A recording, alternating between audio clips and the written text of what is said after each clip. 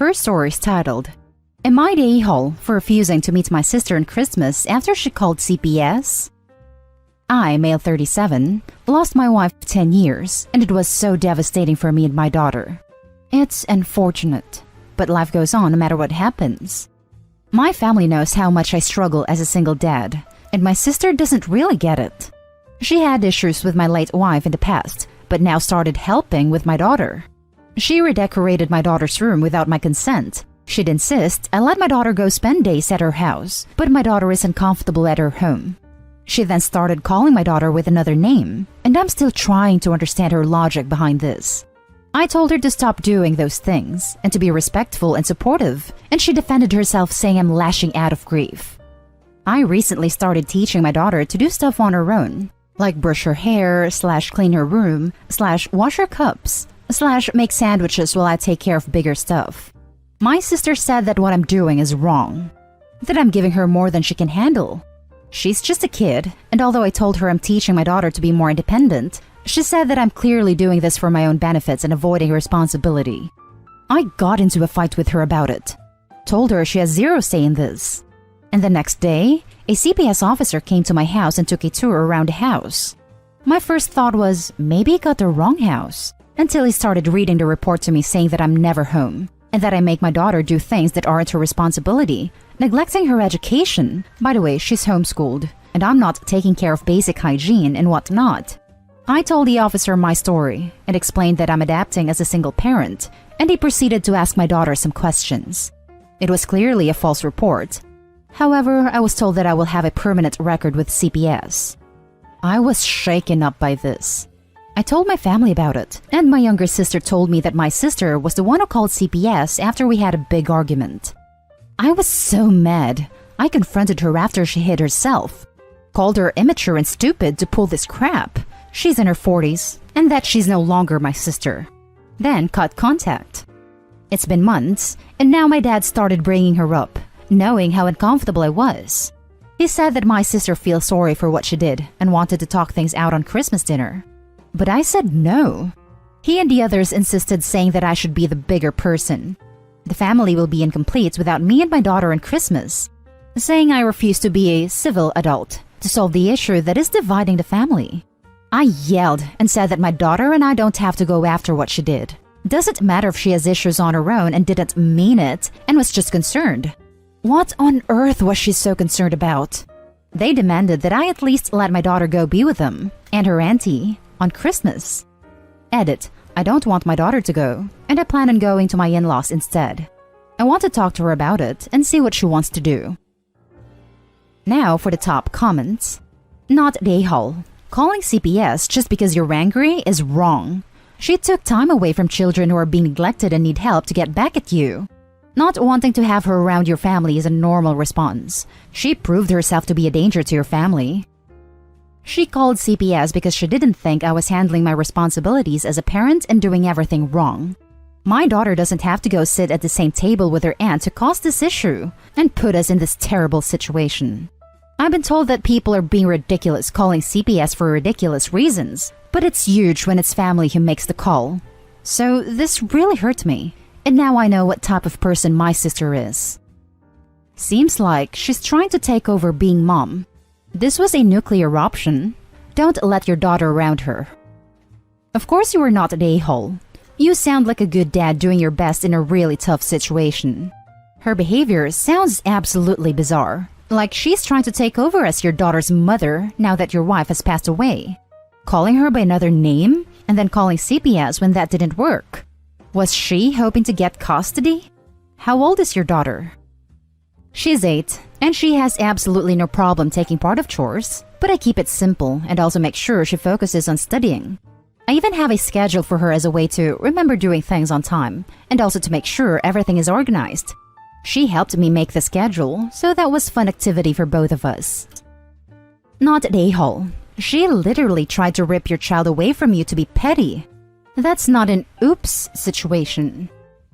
I have a daughter the same age as OP, and anyone who ever tried to come between us would be forever dead to me, along with anyone who defended them.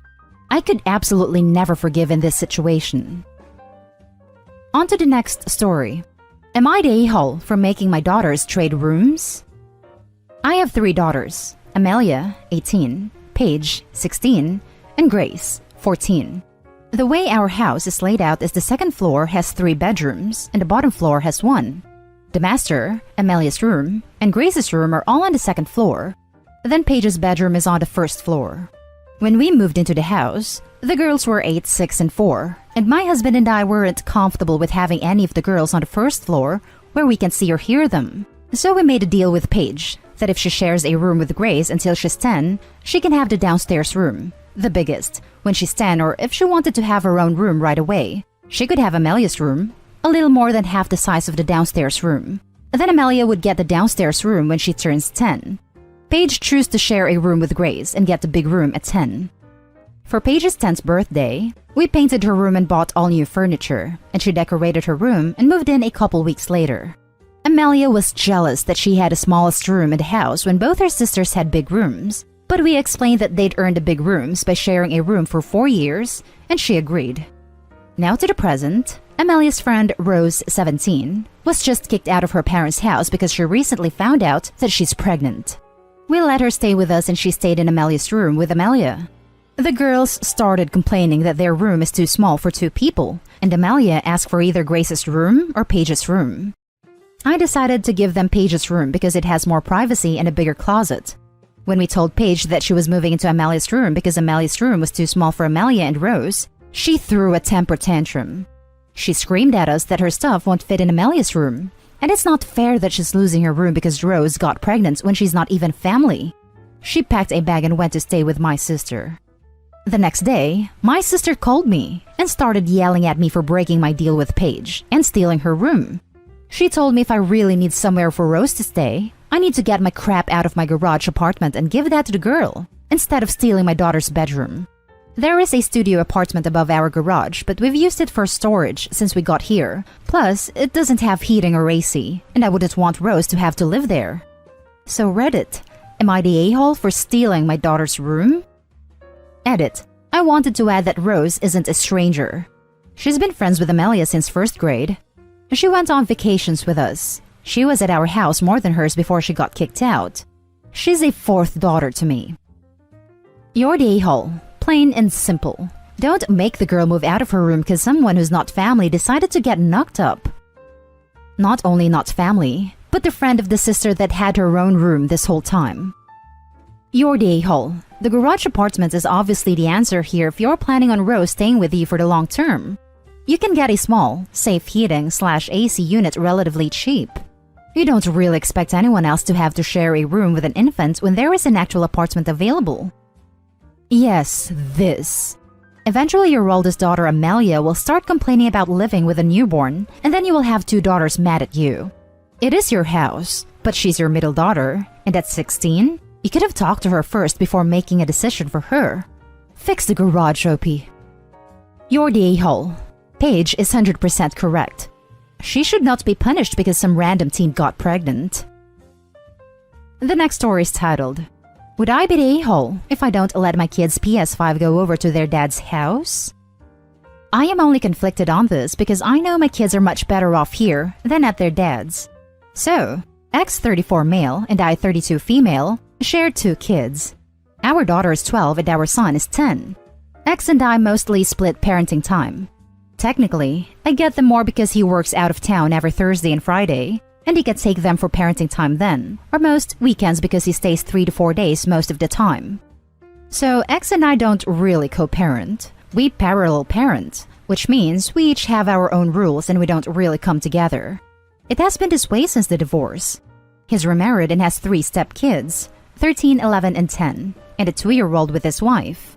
His wife isn't actually bad, and I can talk to her easier at times. But my issue with her has always been she expects me to get her kids stuff too, and I think it's a little much. On to the issue. I bought my kids a PS5 for Christmas. It's actually going to be our console since I game too, but it'll be mostly theirs. X knows I have it here for them because he was trying to get one the day I got it. He then says that I should let the kids bring it to their house so it can be shared with his step-kids who desperately want one too. I told him no, because I was buying it for my kids and me, and not for his family. He said I already got them Animal Crossing Switches this year, and that now they're getting a PS5, and it's so much more than they could afford or get for the other kids in their home. I told him I have no obligation to get his household gifts. His wife then says that she knows I got it for my kids, but it would really make her kids Christmas too if they could play with it sometimes. I don't think I need to do it, but maybe I'm being unfair? It just feels like the expectation will then be on me to keep getting stuff for both households and their family, when I'm a single mom and they're a two-parent family, which seems really unfair. Am I the a-hole? Now for the top comments.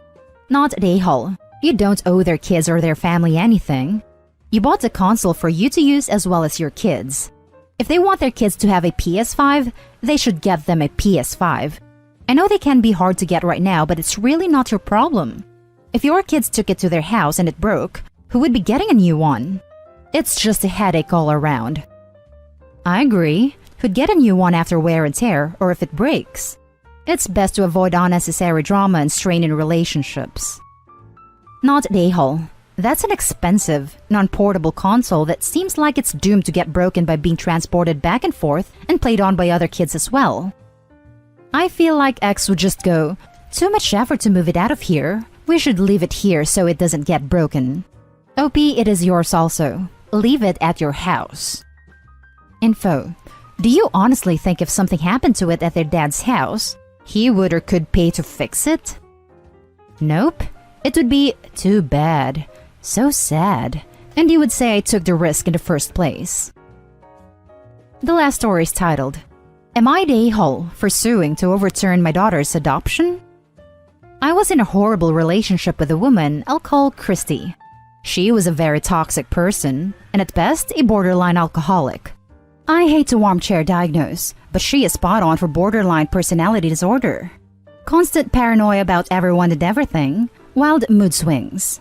I realized I had a problem and needed to cut ties with her to move on and fix myself. And that's when she announced that she was pregnant. She stopped drinking while pregnant, but her behavior didn't really change.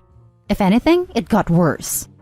I blocked her for a few months after there was a particularly bad incident that made me relapse, but I had every intention of being there for my child and made sure she knew that.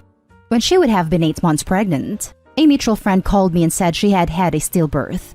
I had no reason to not believe that friend, but I just couldn't risk seeing her again and getting sucked back in, so I texted her condolences and have kept her blocked in every way that I could since. 8 years have passed. I married my wife 2 years ago, we have a child, and I just passed 7 years sober. I went back to visit my parents last July, same town, and saw some old friends, some of whom would have known Christy. One mentioned that Christy's daughter just had her postponed birthday party. Her 8th birthday party. That is, this kid would have had the exact due date as Christy's stillbirth. That is, she had my child. Christy married some guy, had 2 more children, and had him illegally adopt my daughter. I now want to sue her to overturn the adoption because she clearly had someone lie to me, so I wouldn't try fighting for my parental rights. I'm devastated that she stole so much time from me, and I want my child to know her family would likely be in a safer, more stable home. My mother's telling me not to because people can change, and it would be confusing for her at this point, but I think I should. You're the a-hole / everyone sucks here. You blocked your pregnant ex. Didn't question or even inquire about a funeral, death certificate. Check up on her. Really, you should have done a quick visit regardless of if you dislike her or not, or anything like that, which is completely your fault, to be honest. Who only texts condolences about the death of their child to the mother? Your daughter, which you don't even know if she's actually yours, is 8 years old, and you've never been in her life. You really don't know anything about their current family life. And just assume that uprooting your estranged daughter who has never met you and doesn't know you at all, and forcing her to live with you, your wife, and your kid, is somehow more stable than where she is currently. Have you even talked to your wife about this as well? My man, this is so far above Reddit's pay grade. It's not even funny. You need a therapist and a lawyer, not a bunch of, almost certainly, teenagers and 20-somethings who are bored at home during the school break. Everyone sucks here. I want my child to know her family and likely be in a safer, more stable home. That likely is carrying a lot of weight here. You want to fight to have your parental rights acknowledged, assuming you are in fact the father, and at least establish some level of visitation. That's entirely justified. But demanding that an 8-year-old be torn from the only family she's ever known, without firm evidence that you're actually rescuing her from something terrible, is hardly going to make things more stable for her. You would be the a-hole if you tried to sue her. Yes, she's an a-hole for her part in this, but you made a choice to block her everywhere and not verify the stillbirth. You took the easy way out by not contacting. By suing now, you would screw up your child. You don't know she has a bad home life. Your baby mama could have turned her life around as well after getting a bit of responsibility. You have 2 possible positive moves. 1, move on and forget. Or 2, keep an eye from the distance through friends and things. You never know if later on she will want a relationship and come looking. Be ready for that. Not that OP doesn't have some blame. Both had problems and were toxic. He recognized that, and even though he wanted distance from her, he said he'd be there for the child. Who could ever think that someone would fake the death of a child, be it miscarriage or stillbirth? And the idea of expecting a funeral or death certificate probably never even occurred. And that's the end of this video, folks. As always, leave a comment and hit like and subscribe. And if you want more of this content, turn your notification on to get updated on the latest videos. And I'll catch you with the next one. Stay safe.